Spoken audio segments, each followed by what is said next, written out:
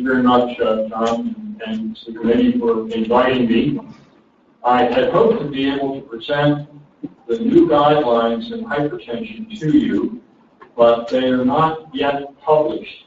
They will be published in November when the American Heart has their big meeting in Anaheim, California. So if any of you are going to go there, this is something you want to look for, and I'm sure that what we say will be of interest broadly.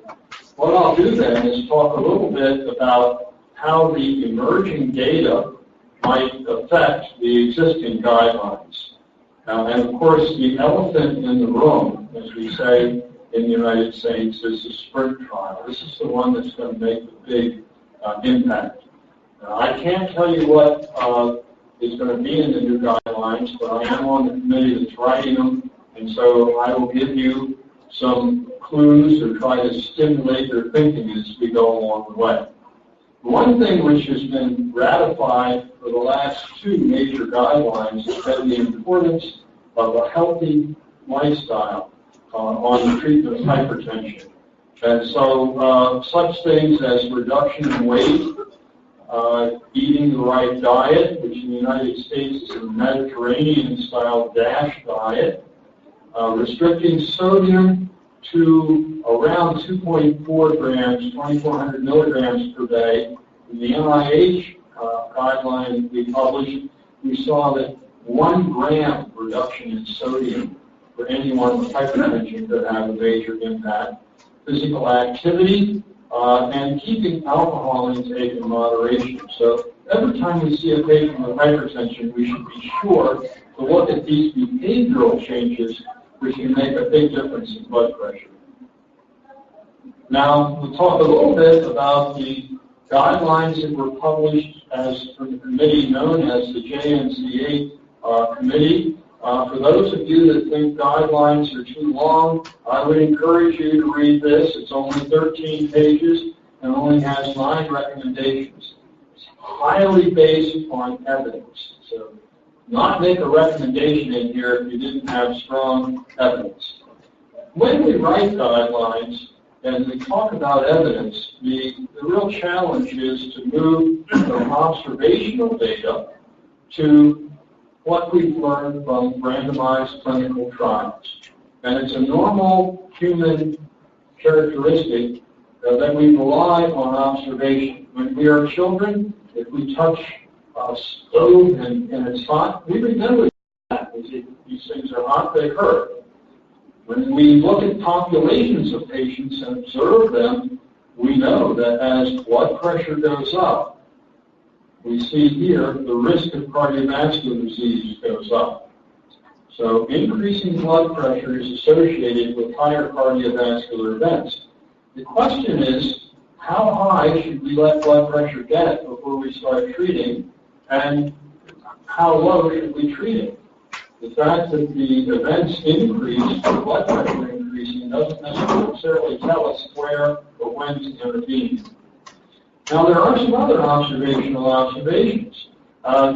or findings. For instance, if we look at incremental changes in age, for any decade of life, a given blood pressure assumes a higher risk. So a systolic pressure of 160 is associated with a much higher likelihood of cardiovascular events at age 80 than it is at age 50. This enters into some of the discussion. And then finally, we do know from a large number of trials that treatment of patients with combined systolic and diastolic hypertension is effective in reducing fatal and non-fatal events and all-cause cardiovascular mortality, and also the treatment of systolic hypertension has similar benefits in terms of cardiovascular events, reduction of them, and all-cause and cardiovascular mortality. The real question then is when should we start treating and how low should we go? Now, at the same time that our group at NIH was working on the hypertension guidelines, the Europeans were working on modifying their guidelines. And I'll just call your attention to their findings using evidence in the elderly. What they saw was that treatment of systolic hypertension, and these are the starting points in elderly patients, is associated with a reduction in cardiovascular events. If it goes from yellow to green, there's an improvement. And you can say, in general, if you're talking about treating patients with systolic pressures around 160 and treating them down to close to 150 seem to have a benefit. There is only one trial that actually treated below 140, and that showed, interestingly, no benefit. So the Europeans were coming up with data that suggested in older patients that treatment of systolic hypertension resulted in improvement, but they really did not have evidence, strong evidence base below pressures of around 150 that there would be a benefit. They also, at that time, had discussions about what drug should you use. And of the three major guidelines that were available, JNC7 suggested use diuretics. And that's based on ALHAT.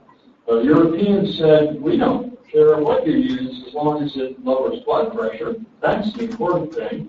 The British said, as far as we're concerned, we don't like diuretics, and we don't like beta blockers. Use calcium channel antagonists and ACE inhibitors. So a lot of difference in opinion as to how to treat blood pressure.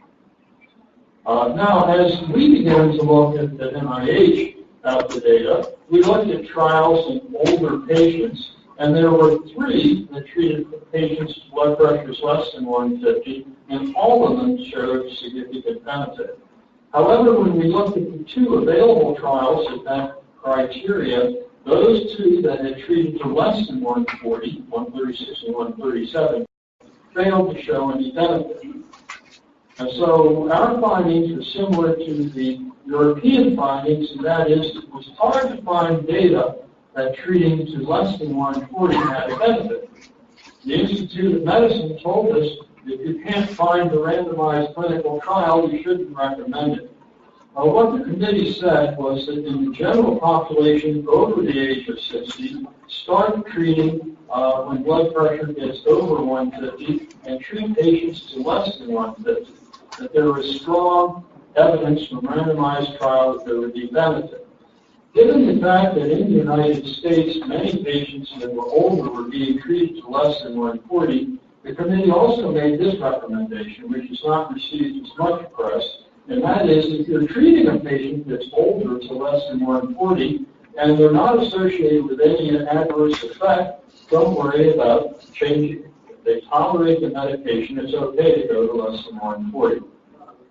Now, the committee also looked at diabetes, and the ACCORD trial was out, which is looking at close control of hemoglobin A1C and also treatment of hypertension.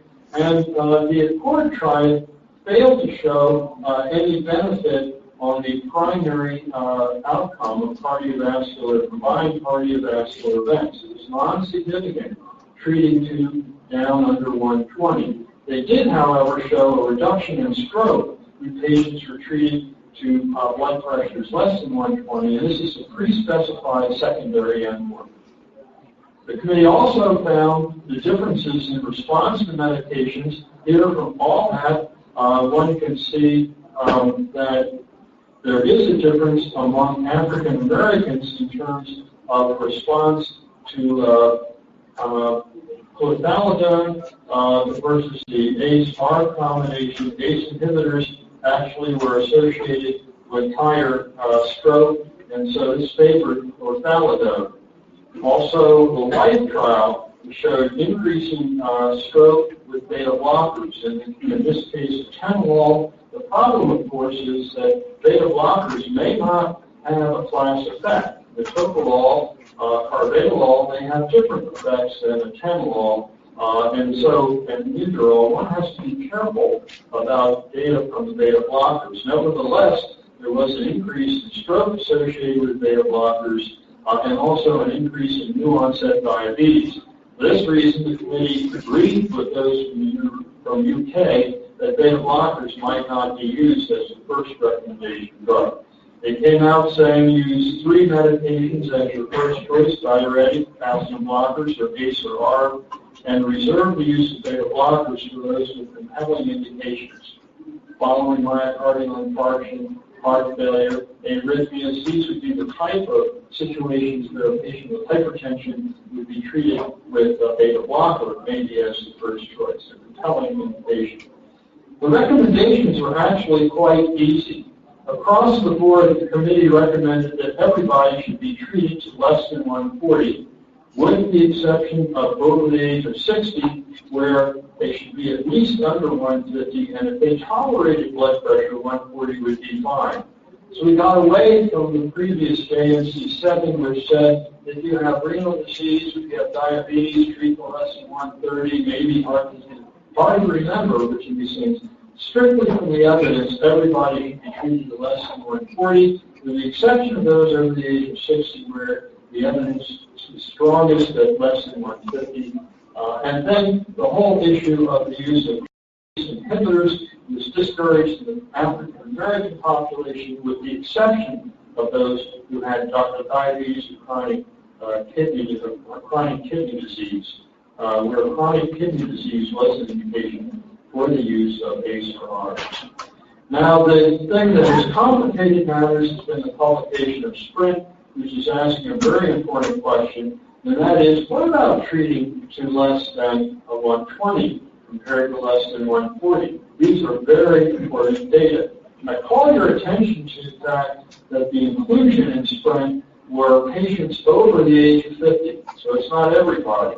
The patients with blood pressure between 130 and 180, and the patients also had to have high risk, either known cardiovascular disease, chronic kidney disease, or an increase in Framingham risk of greater than 15%, also over the age of 75. So there have to be three things present in order to get into SPRINT. You have to be over the age of 50, have to have a blood pressure between 130 and 180, and one of these high-risk criteria. In addition, if you had diabetes, you're not in SPRINT, and if you had stroke, recently you were not there, and patients with HFrEF, heart failure with reduced ejection fraction, were not included. So it's very important to understand that not everybody is included in this question. Does 120 as a target give you better results than 140? It's a great study, close to 10,000 patients. For the United States, it's very helpful because all the patients were from either the United States or Puerto Rico. We had 30% that were black, 36% women, and more than a quarter over the age of 75. These are the type of people where we need data. The trial was stopped early because of the reduction in overall cardiovascular events and all-cause mortality. There are pre-specified groups, the older versus the younger, men versus women, ethnicity, chronic kidney disease, and cardiovascular disease that are very important. These are the results in SPRINT. Populations treated to roughly 136, that is less than 140, were compared to those treated to a target of less than 120. They only made it to 121. So if you're writing guidelines based on randomized trial right now, you have a problem. You say treat to a target, but the group didn't make the target. We made 121. So do you make the target in your new guidelines to treat to 121 or less? Or do you say treat to 120 and hope that you get to at least 121? Or maybe you think that the treatment strategy ought to be higher. So keep your eyes on what the target may be when new guidelines come out. Call your attention to the fact that if you look at the patients treated to less than 140, shown in yellow, in general they were treated to pressures around 135 or less. And if you look at the patients that were treated intensively towards a target of 120, that you're getting down, the majority of them are treated down at least under 130. Now the results were striking. The primary outcome occurred early. The trial was discontinued, stopped after 3.25 years because of a significant reduction in the primary endpoint, 25% reduction. If you break this down and say, well, how is this happening? The major factors were a reduction in heart failure, and a reduction in cardiovascular death. Interestingly, there was no reduction, no significant reduction seen in stroke, which surprised me. I would have thought stroke and heart failure would begin to show up. We do know that treatment of hypertension has a very a major impact on heart failure, and that certainly powered these changes. There were serious side effects. You can see hypertension occurring, syncope, electrolyte abnormalities. So treatment towards a target of 120 comes with a price, and the price of these side effects. If we look at the groups, though, we can see that the benefits held. Whether they had chronic kidney disease or not, whether they are under 75, over 75, men versus women, African American versus non-African American, and you can see that a variety of systolic pressures, less than 132, and so forth, we saw significant benefits that were not seen at over 145 for target rates. These are the findings that we had in the older patients, and they're very striking, with number needed to treat for 28 in the overall primary outcome if you're over the age of 75, and NNT of 41. This is a 32% reduction in all-cause mortality. So the treatment of older patients who meet the criteria in SPRINT seems to be better when they are treated more aggressively, even down towards the target of 120. We look at what do these data mean. It's only about 1 out of 6 patients in the United States with high blood pressure that would actually qualify for this. So 80% of the patients that we see in the United States do not qualify for treatment that we saw in SPRINT. Also coming out at about the same time were 2 other important meta-analyses showing significant reduction in blood pressure down to around 130 with improved outcomes. These 2 trials here both show benefits for treating down toward 130, and then we have the HOPE trial, which Dr. Youssef performed with his group, an excellent trial, which did throw a bit of a wrench into things, where they found that treatment of blood pressure was very effective with results in a low-risk group. Remember, SPRINT is high risk. If you treat low-risk groups who have blood pressure over 140, you see a significant benefit. In the middle third, no benefit, and those with lower blood pressure to start with, under 130, potential harm. And here you see the data that you see significant benefits in those that have systolics over 140, but when you begin to lower blood pressure aggressively in lower risk groups that have blood pressure that's in the 130, 120 range, it's harder to show a benefit and maybe even some harm. Another very, very important point, remember this, in the SPRINT trial, blood pressure is not measured the way you and I do it. In the SPRINT trial, the patient went into a room and sat there, doors closed, there alone, have on an automatic blood pressure cuff, and they measure the blood pressure. In our clinic, the patients frequently are running in at the last minute. The nurse puts them down, puts a cuff on. Sometimes the cuff is over their shirt, measures the blood pressure, and slips them in for us to see them. That's a different kind of blood pressure. How much different is it? Well, here are some data that show you. If you look at blood pressures automated in the office, around 132, the research quality hypertension 8 higher, and here you see even higher in routine quality practice. So the SPRINT pressures, as they are measured, are about 8 to 10 millimeters lower than what we'd be getting in office pressures. So how do we translate that to a guideline? They saw a benefit at 121. Does this mean the guideline ought to be 130 that is really measured in the office? The conclusions are that there's strong evidence that lower is better than higher for treatment in selected high-risk populations. Remember that. Secondly, method is important. 6 to 8 millimeter lower using the automatic office blood pressure than the way it's done in standards. Lower risk patients actually may not benefit, and we need more data. The diabetes population was not included in SPRINT. and we saw no benefit from accord with the exception of stroke. Stroke's important. It's especially important in China. So if you live in China where you have a higher prevalence of stroke, you may want to be more aggressive in treating patients that might be targeted from Sprint. And so we have this issue about stroke and diabetes, and we need more data on race and ethnicity. I want to thank you for your attention.